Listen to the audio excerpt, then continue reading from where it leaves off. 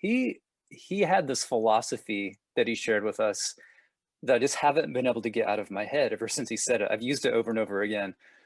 And he started with a metaphor. He said, you know, what we know about the known universe is that it's 3% matter and it's 97% something else. Call it dark matter. We don't know what it is. You can't see it, but we know it's there because we do the math, right? He said when he works with an artist, he uses that mental model and he sees the artist as the 3%. And he sees everything else around the artist as the 97%. And he said, my job as a producer is to manage the 97%, not the 3%.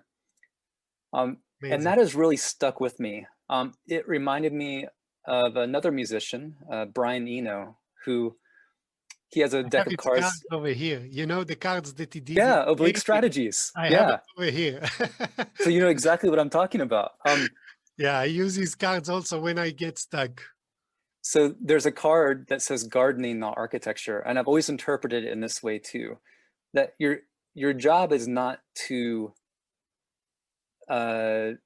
control the building of the thing you're trying to create. Your job is to create the conditions for growth. That's why I've always interpreted that phrase, gardening, not architecture. And I think Hank Shocklee is saying the same thing. It's the conditions around creativity. It's the conditions around people that actually determine whether they are successful or not. And as a creative leader, as any kind of leader, that's your job. Your job isn't to micromanage what that individual does. Your job isn't to get them to execute upon your idea, which I see a lot of that happen.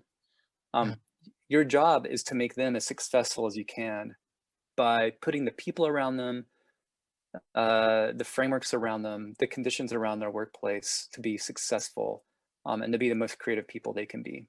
That has so resonated with me, and that has become my driving philosophy in the way I work.